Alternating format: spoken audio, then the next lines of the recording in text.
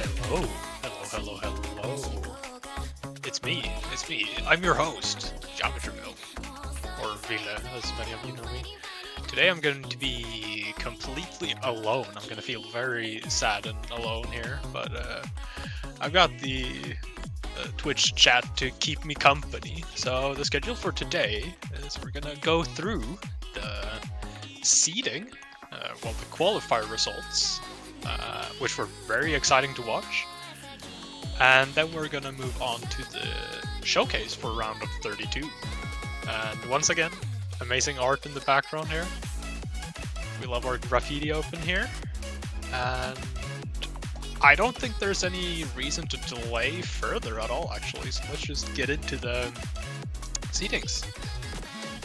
This is gonna be kind of fast for the first ones, but I'm going to mention for this first player here, VOD2. VOD2 plays every year, and every time, or at least last time, he got last in qualifiers. But man, I'm proud of him for playing every time around. Gets dead last and everything, but that doesn't matter. I should also add that since laser kind of sucks, you're going to see that the hidden 2 text right there is going to go over the ranking on the hidden 2 map, and that is unfortunately something we can't really do much about. Yeah, that's it for Vodex, I think. YouTube ran 12 for 44th seed. Not much to say here either. We're probably going to be pretty fast for these initial ones up till we get to like 34, I think, around there.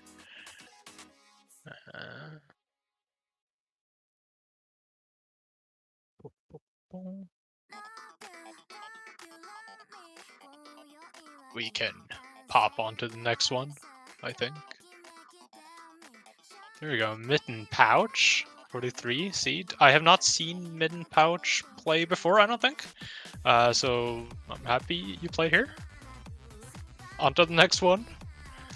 I'm sorry if it feels like we're rushing past you, but it's gonna take forever if we stay for a long time. Cutie Cute. I know this guy. Cutie Cute, seed 42 this year.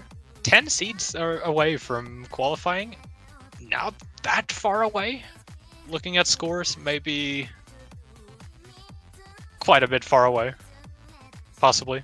But I am confident that Cutie Cute is going to come back stronger next year. Short Gnome. Not super familiar with this player at all. Ranked 165k. Holy shit, that's actually impressive that he even managed to put out close to 100k on these maps. That's awesome. Failed, we know this guy. Old as time itself. Seed 40. Has recently come back to the game. Unfortunately does not qualify for this year's iteration, but I hope to see him around next year. Last April, did not play last year, I don't think. Is unfortunately not going to be playing the bracket stage this year, but good effort. Didde, which is very close to a name I should not say on stream.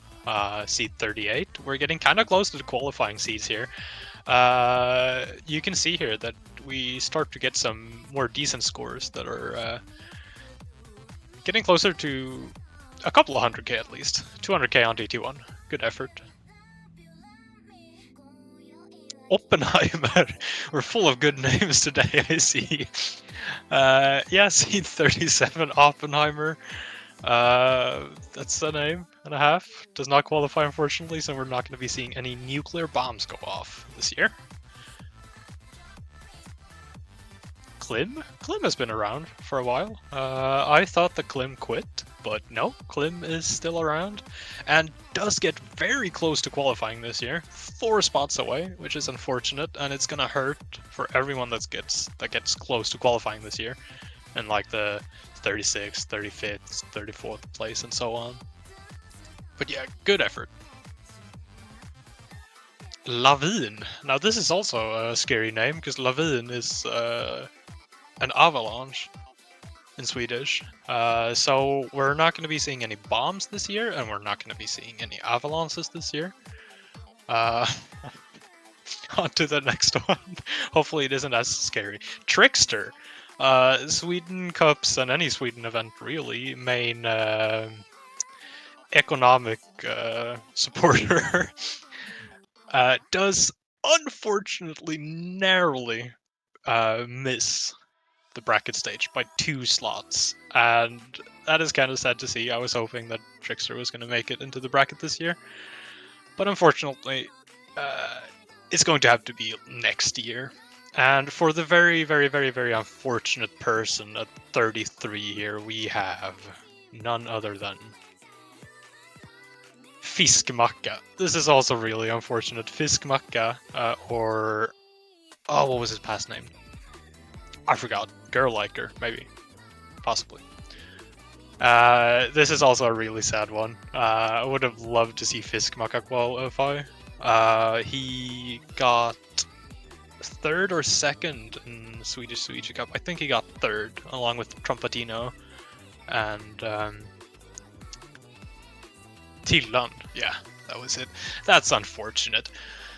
And better luck next time. However, the one that is going to be qualifying, on the brink of qualifying, but still qualifying and going up against the first seed here at seed 32 is going to be Elmar. He is cutting it close this year, man. You cannot get much closer than this. And congratulations to Elmar for qualifying. I have been somewhat invested in this player, and I will continue to invest. Hopefully he performs nicely. Antique at 31, just in front of sorry, Elmar. Jesus Christ, I had a brain fart right there. Seed 31, very close to Elmar, but does qualify nonetheless, and that is all that matters. When you qualify at this seed, you are going to be up against some pretty heavy, fierce resistance. But I trust that Antique and Elmar can put up some good scores to boot. And one notable thing about Antique here is that you can't see it, but he got pretty good hidden scores. 14th and 11th on the 2 hiddens, respectively, which is really good. Pompejivag. Seed 30. Nothing that sticks out too much. Good hidden 1 score. I am a little bit unfamiliar with this player still. I know that they exist and I've seen them around, but I will be keeping an eye on them as well. Vidrogue, the infamous Saika Klibpung incident, is back at it this year. This time he isn't going to be facing up against Saika, so Saika is going to be safe from the Klibpung allegations, but congratulations to Vidrogue for qualifying. Anyway. Face Terry, also known as Adinator. I was very confused by that for the longest time until I realized that they were the same people. Good score on Nomad 4, the tapping map with 670k. It's pretty good. Good tapping map. Xenox. And Xenox makes it onto this list. Last year, Xenox did not qualify, and I think, if I remember correctly, Xenox was around seed 45, 48, somewhere there. And he has definitely made a massive improvement this year, qualifying with a little bit of a margin as well. Putting out some good scores to boot. Nomad 2 and HR2 are the ones I'm specifically looking at here. Bolay. And this is another name. I'm not sure if he qualified last year, but he definitely did this year. Good scores on Hidden 1, on Hard Rock 2 as well. And overall, decent. Nothing that sticks out a lot. I forgot to mention, of course, Pompejeva got second score, or second highest score on Hidden 2. And this is something I've seen before on Pompejeva. He performed very nicely on low AR Hidden in 5 WC tryouts as well. So definitely a guy to look out for, I think, in future tournaments. Anyway, I didn't want to steal away the spotlight from Boulay, but congratulations either way. Eddie. We all know him, we all love him. Some of us do at least. I know I do. Sticking out here in his performance on DT, definitely, and on Nomad 4. And that is to be expected. I mean, Eddie, a fairly tapping-oriented player, at least in these tournaments. Why does the MP link still work? Oh well. Enjoy the MP link from last year. Hope you find some happiness in that. Anyway, that was a thought tour. I'm rambling way too much, I feel like. Slisser, the old school HR player, and by old school I mean that he has been around for ages. Performing nicely on Hard Rock 2 and especially DT2. Seed number 6 on DT2. Unk still got it. Tony Reno. I am somewhat surprised to see Tony Reno this far down. I have heard, sources have told me, that Tony's hand pain has basically gone away. And I assume he's still quite rusty, but I am hoping that he gets back to his old prime in this tournament. He is going to be facing some slightly harder opponents with this seeding. Last year he seeded much higher and placed at 9th in the entire tournament, so do not let this seeding deceive you. He is much stronger than seed 23, I think. Ew. Hello. Coming in at 22, just above Tony. Number 4 score on Nomad 4. A good performance all around. Hidden 1 possibly leaves a little bit to be desired, but Hio is not known for being a hidden player, and excels at other areas instead. And just above Hio, we have Miseroni, who has been getting better, I'd say, since last year.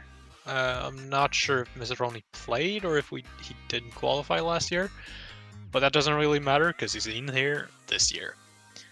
Seed 21 is a pretty strong seed, honestly, for a player of his rank, if you want rank to be any indication of skill.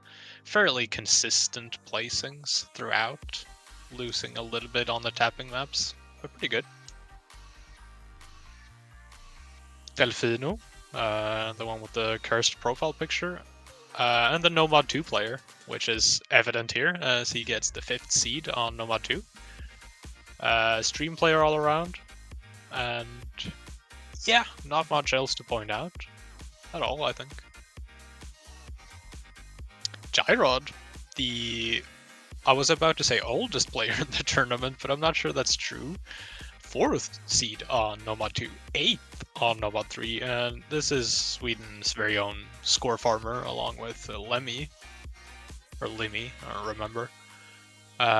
He got placed at around 17 last year, and, you know, placed at seed 19 this year, so not much of a change. Girliker. I think I mistakenly called Fiskmacka for Girliker earlier. Maybe I don't remember Fiskmacka's past name, but that doesn't matter because we have Girliker at seed 18. Good performance on HR1 actually, 600k, good stuff, and TT1 9th. This is looking good. And Chaucy, Sweden's very own CS semi-pro, who also for some reason plays Osu, even though he's very good at CS. Good score on HR2, 4th best score on HR2, which is something that's kind of expected. Chaucy is pretty dangerous on HR, but I think this HR specifically, this HR1 wasn't his cup of tea because of how rhythm intense it was.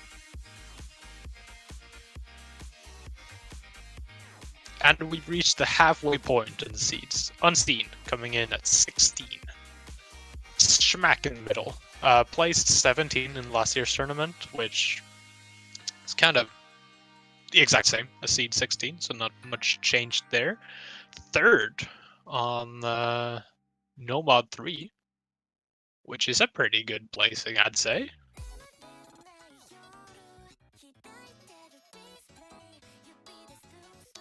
Drippe, this is another, I was about to say dark horse, but that's Sphinx. Drippe being placed at seed 15 is deceiving. I don't think he should be this far down. Obviously the numbers don't lie, these are the scores he got, but I know for a fact that he's better than this, and I'm going to be watching out for this kind of tournament, because I know for a fact that he can perform better than seed 15, and I know he can perform better than last year's placement, where he got 13th. He can do much better than this. And Ugechin. Now this is Ugechin above Grippe is kind of nuts, but nonetheless, here we go. Ugechin in here. Seed 14, which is really good. Placed at 17 last year. Number 4th score on HR1. And if I remember correctly, that score right there is an FC. Good. Axel, which has been around for a while, I think, too. Not quite as long as all the really old people. But the thing that sticks out here is definitely Nomad. Number 3, number 7, number 9, and a number 5 on DT. Those are some strong performances overall. I think that kind of shows that he's pretty strong in mechanics. Hidden, however, is his weak spot. But Nomad's looking good. Jagiko, who improves her placing from last year. We're in the tournament, she placed 17th. Gets seed 12 this year. And look at that. Number 1 on Nomad 3. Nomad 3? Yeah, Nomad 3. What a sight to behold. Good job from Jagiko. 2nd on HR1. And 5th on ET2. I would have expected Jagiko to have higher scores on the mechanic, the stuff that's more mechanics oriented, but instead she just blows us out of the water and decides to get the number 1 seed on Nomad 3 instead, which, you know, nothing to scoff at. Tim Power. If I remember correctly, the same thing happened last year where Tim Power seated 1 spot above Jagiko, and we're back for that this year. Overall, pretty decent scores. Nomad 3, 6th, Nomad 4, 7th, Hidden 1, 5th. Pretty consistent throughout. Did not perform too well on Nomad 3 and Hard Rock 2, but the other stuff is looking pretty solid. Dank. Now this is my gameplay inspiration from when I actually played, but this is one of the better HR players in Sweden. And it seems that HR1 wasn't exactly his cup of tea either, but HR2 definitely was, because he got number 3 on that, as well as number 4 on Nomad 1 and on Nomad 3. I think you're gonna... number 6 on Hidden 1 as well. You should probably watch out for this guy. He can get pretty scary, and we saw him perform quite nicely in Swedish Suichi Cup. Mr. Niesel. Now this is going to make a lot of people happy, because the people who have stocks in Mr. Niesel, they just made bank. Like, we're talking millions. You just invested in crypto before it went wild. This is nuts. Mr. Niesel at seed 9 is, like, kind of crazy. But that's entirely deserved when you look at these scores. Nothing that sticks out except maybe HR1. But he's super consistent throughout. And I think Judging from the performance in Swedish Cup and how much better he has gotten since then, I think you should watch out for Mr. Niesel. His rank doesn't exactly show his skill within tournaments. Seed number 8, Svissa. This is another one that where rank is kind of not exactly indicative of skill, I don't think. He made it far last year in the tournament at placement 9, and this year he's coming in at seed 8. Just like Niesel, honestly, nothing that sticks out a lot. Number 6 on number 3 and number 4. But the thing that really sets Svissa and Niesel apart from some of the other similarly ranked players in here is their consistency, because these are some pretty solid scores throughout, and pretty competitive ones at that, so they could definitely be pretty scary in this tournament. Sigge, another one where rank isn't exactly indicative, once again. Number 1 on Nomad 1, and number 3 on Nomad 3. Once again, pretty consistent scores throughout. I think that Nomad 1 and that Nomad 3 are carrying him pretty hard, considering his performances on the other maps, but that's just the way Zizam works. You get rewarded pretty handsomely. Nonetheless, that's not to discredit him at all, because these are some pretty solid scores, for sure. Lightning Fox, the player who we thought got badged yesterday, but is probably not going to be badged, gets another shot at it in this tournament. Seed 6, placed 9th last year. Once again, solid scores throughout. Number 4th on Hidden 1, number 3rd on Nomad 1, number 2 on Nomad 3. I mean, if you've been around, you know that Lightning Fox is pretty scary. The one area he is weak in is mechanics, but everything else he is pretty scary in. And that's not to say he can't perform at early stages in mechanics. Raid. And I'm going to be honest, I did not initially think that Raid would be this high up, but I am pleasantly surprised. Raid at number 5 seed is a very solid seed to have if you're Raid, because last year Raid got placed 25th in the tournament. He took 2 losses straight away and got eliminated right away. And going from that to seed 5 is a pretty good improvement. Overall solid scores, and if he decided to practice Hidden, I mean, he could have been very far up on the, he could have maybe jumped up a spot or 2 on the leaderboard, because I think that number 35 on Hidden 1 and that number 41 on Hidden 2 are weighing him down quite a lot.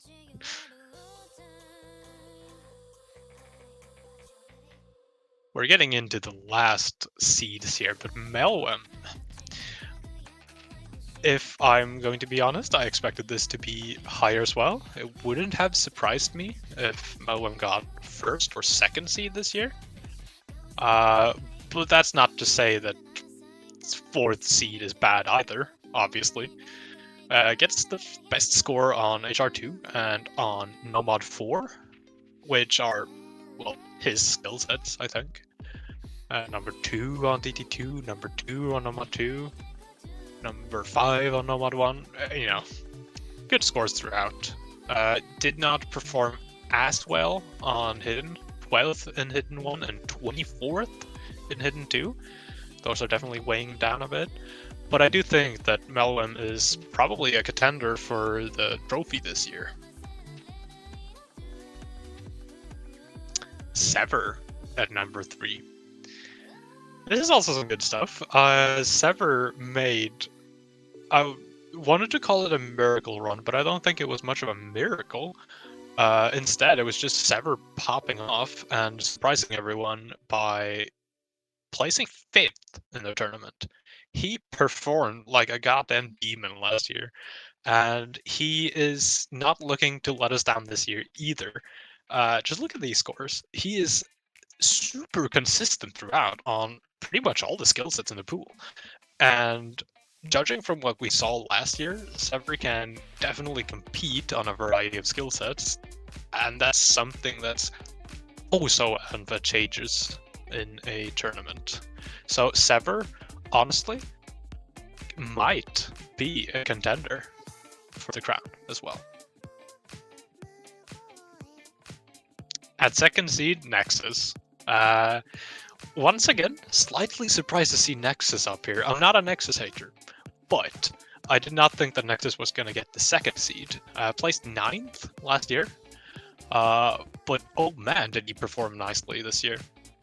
Getting really solid scores on number 1, 2 number 2s, 3 number 2s actually. Got the best score on HR1, of course. And just consistent throughout, honestly. There's not much else to say. Nexus, I'm not sure. Personally, I have a hard time thinking that Nexus is going to be scaling on the later pools, but 100% I think Nexus can be competitive on the earlier stages up to like semifinals, and if he gets the chance with his consistency to like beat some players and knock them out of the tournament that are perhaps better at higher SRs, I think that he could maybe do some damage in the bracket at least. And of course, at number 1, we have one player left. You all know who it is. Trumpetino. Round of applause. Woohoo! Sorry for not sounding super enthusiastic. I can't really scream. My neighbors would not like that. The Please No Spectate from Sweden, the I Love My Wife guy from Sweden, gets number 1 seed, and it's not super surprising. Consistent throughout. Number 1 score on DT2, HR1, second score on, or second best score on HR2. You know, he's just consistent throughout, and if you look back to other tournaments, and specifically Swedish Cup,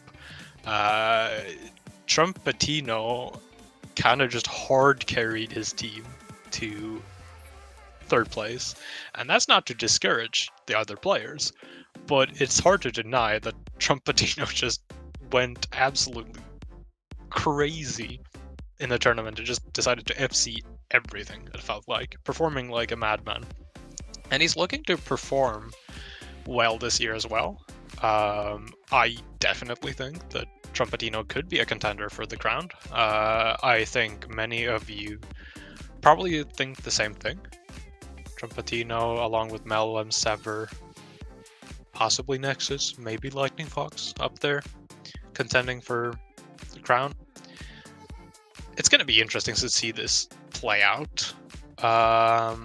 But the one question that is probably running in your minds right now is, well, we have seen the seeding and we know what seed we got, but what pool are we going to compete on?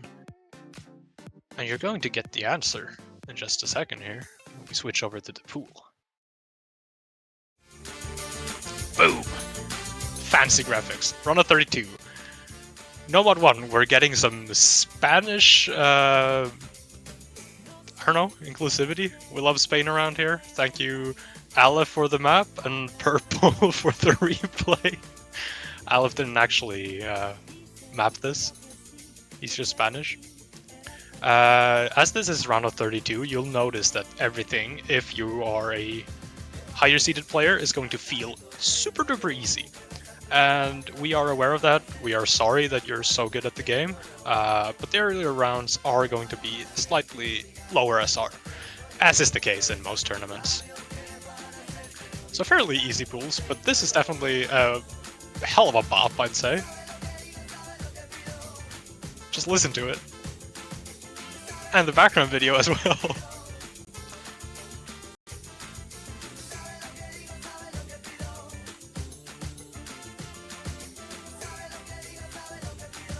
You get some squares in there and some other patterns. It's pretty non-offensive aim.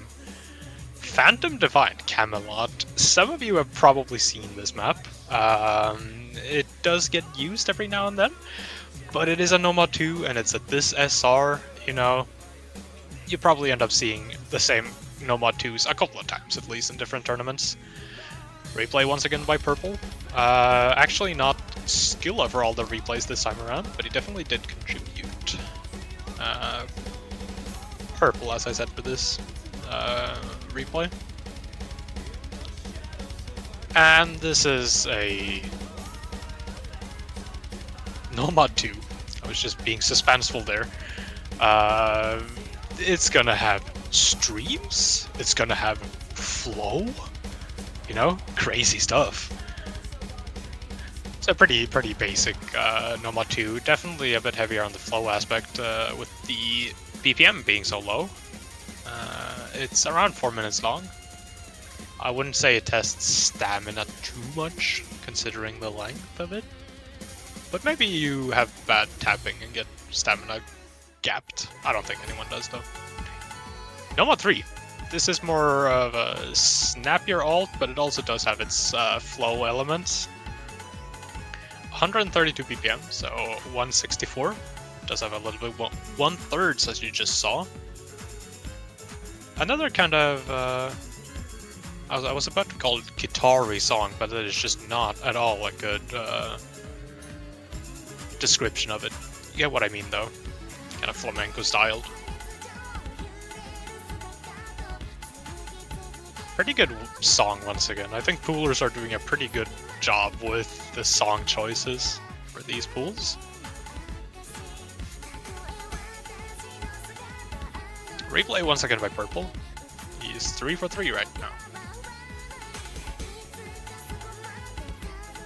Yeah, like you can see, not super difficult, and most players are probably going to be able to play this no problem. Nomad 4 by Red Sea this time. Not the mapper, but the replay is by Red Sea, so no more Purple for this map. This is kind of more slider-oriented, slider aim mainly. I haven't personally seen this map before. It's somewhat fresh. I'm not sure if I've just missed it or not. But this is also fairly straightforward. Once we get to a Ki here, I think you're going to notice the slider aim being a little bit more aggressive, but considering it is a 6.2 star pool, it's not going to be super hard for you, I don't think. I trust that you're all able to FC all of the maps in match, right?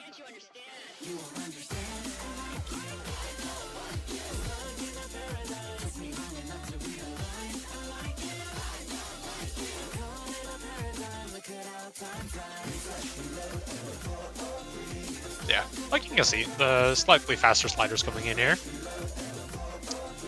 This is a song I haven't actually heard before either. Nomad 5. This is kind of described as precision focused. It has an aspect of precision to it. Also requires you to be able to read AR8 Nomad. Does have a fair few overlaps. You've probably heard this song before, and you might have seen it. I think another diff gets used in tournaments a fair bit. Replay by Aleph, or Spanish goat, I think. Is that a horse in his profile picture? Oh well, sorry. I'm not gonna get sidetracked here. Cool. Here are the overlaps in the sliders we're talking about here. Gotta make sure you read those correctly, and then also aim all of the circles on CS5 correctly. Well, duh. But it's gonna be a little bit more difficult with the CS being lower and the AR being, or CS being higher and AR being lower. My mouth is getting dry, man. Can't keep talking for this long. Hidden one. No, here we go. Have your tapping map, but instead we're gonna put it in hidden. Silver boxer map, 220 BPM, and this is just constant tapping for 2 minutes, pretty much. Replay by Red Sea. I think that if you've seen Silver Boxer maps, when you map Breakcore, you know pretty much how this is going to look. This spacing is virtually non-existent, and for good reason, because the emphasis here is going to be on tapping. Of course, with Hidden as an added bonus, making it just a little bit more difficult, or easier if you're a Hidden player. But I imagine that hidden players generally aren't necessarily super comfortable with tapping. That's just an assumption I'm making. I'm not 100% sure. Hidden 2. Diff name if life could be hidden 2. Fairly aim-oriented. Still does have its aspects of reading, of course. It's a hidden 2. A bit of flow if you count those bursts as flow. Once again, we're at such a low SR where things are getting... well, skill sets aren't as easily defined. They're kind of easy. So it doesn't stick out too much. But you definitely got to be able to read AR8 hidden properly. Because you are missing, and not just missing, chain missing on these bursts if you don't. As you can see, some scary bursts. Into some aim. And it's pretty low BPM, which can add to the difficulty. 160 BPM, which is not a lot. If you haven't noticed already, we are getting a lot of maps in this pool, because we hate free mods around here. So we're going to be having 3 hiddens, 3 hard rocks, 3 DTs, and 5 no-bots for Ro32. Hidden 3, I mean.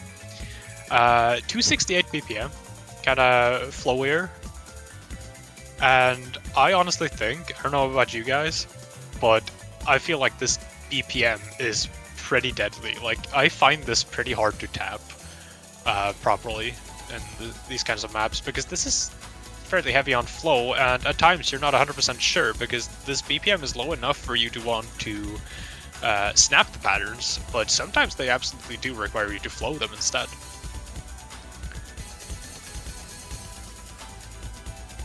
So at its core, it is a hidden flow map. And it's a good song as well, replayed by Aleph. Gotta make sure to keep up with the rhythm there, otherwise you're gonna be tapping way too early and missing those notes.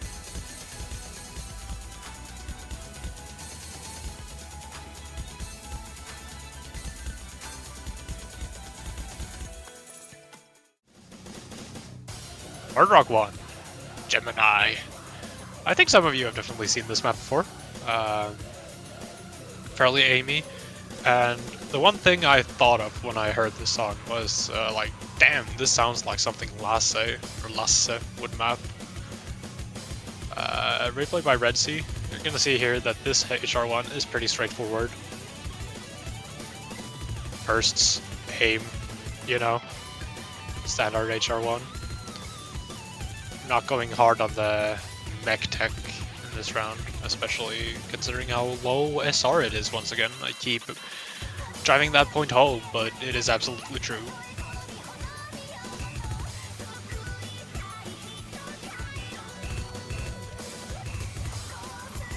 Pretty good song as well. I enjoy this. I don't think there's a single song that I think is bad in the pool so far.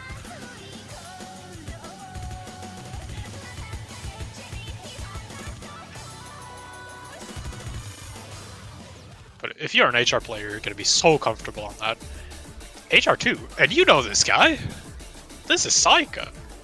Saika mapped this. This is an edit of his already existing CS5 map. We are saying that 6.5 does not necessarily count as precision. So we're just going to edit this to 5.3 to make it all the more difficult. We're reusing maps from 2020. Man, forgive us, it's been 5 years. This is an absolute classic. You've probably seen it. But it's fun to include maps from our local mappers here. Saika, who's also staffing this iteration. Hell yeah.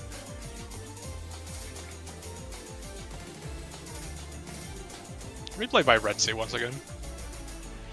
Did a lot of work on this round's replays.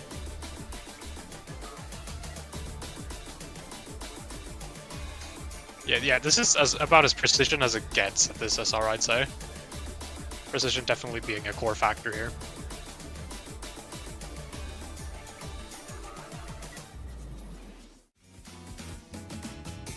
Ooh. I know this map. I've seen it before. Replay by Lexabox, and this is a, well, how should I describe it? It's not exactly polyrhythm. It has a little bit of polyrhythm in there. It makes use of 1/3, 1/6, 1/4, so a little bit of everything, and requires you to actually read everything with pretty good accuracy. It's definitely an accuracy test, as well as being very alty, akin to HR1 and qualifiers, let's say. So if you thought, damn man, Beatrice was a really good map, I really want to play it again, but this time not Beatrice, you're in for a treat, because we got Geozoenesis for you. Cheeky 150 there.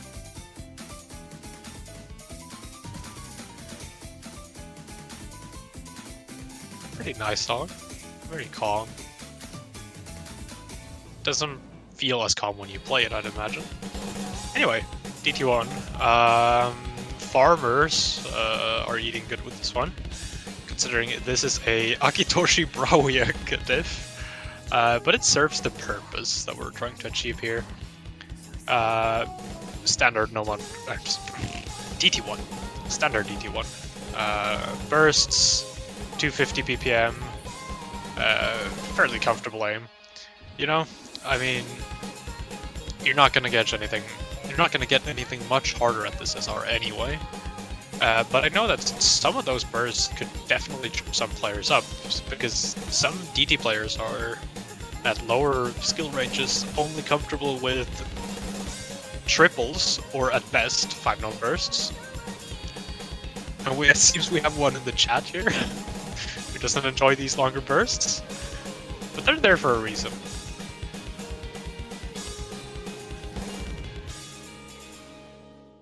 Oh, almost went wrong way on the slider. This is a classic. The song is absolutely awesome. Scatman.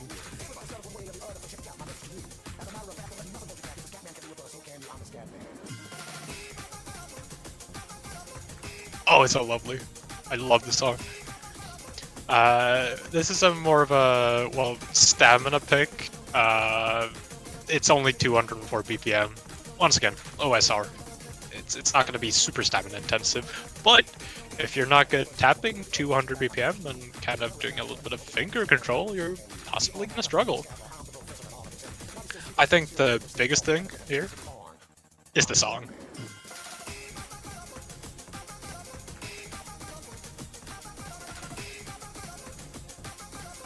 I'm hoping this gets played a lot in the match, because this is just such a timeless classic.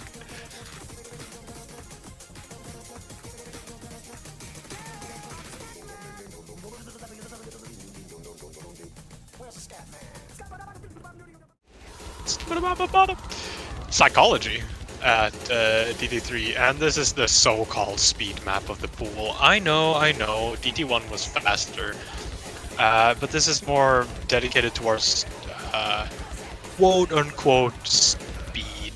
Speed just doesn't properly exist at this SR, so we've gone with the 230 BPM, very much burst-focused map, as you can see here.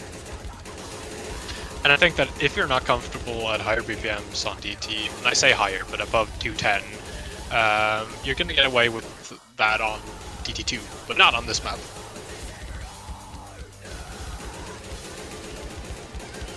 Here you've actually got to be able to tap it. And this is probably as good as it gets for DT speed. That's 6.2. Good map, and definitely a good song at that. I love this song. And here we go. Tiebreaker.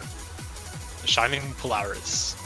You might have seen this. It's kind of an older map at this point. I say older, it's not super old, but it's not super recent either.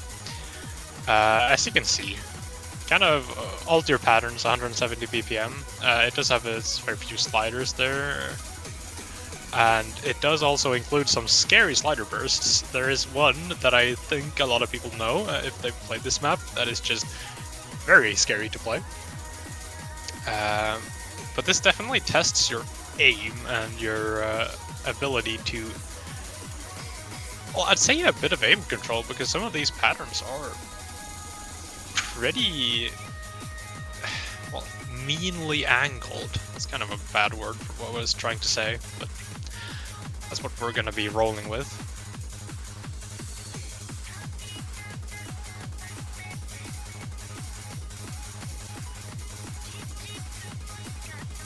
I don't think too many players are going to struggle with it. There's the slider burst I was talking about.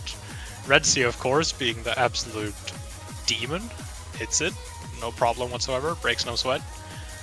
I'm hoping this gets played in the matches, because this is legitimately a pretty good song, and it is pretty fun to play.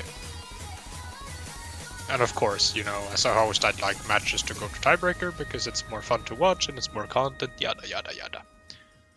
But that is going to be the last map of the pool. Whoa, suspenseful. Yeah, I hope you enjoyed the pool, and I hope you enjoyed this stream with the seating results and such. We're gonna get pool out and the default schedules out for you on sheet as soon as possible. I'll go do it right after stream. Yeah, I am looking forward to getting this bracket stage off the bat here. Get it started, because man, I've been missing, honestly, watching matches like this. Hosting a tournament and then seeing the players battle it out in the tournament. I've missed that. And we finally get to experience it again. Thank you for tuning in, and we'll see you next time. Have a good one and take care.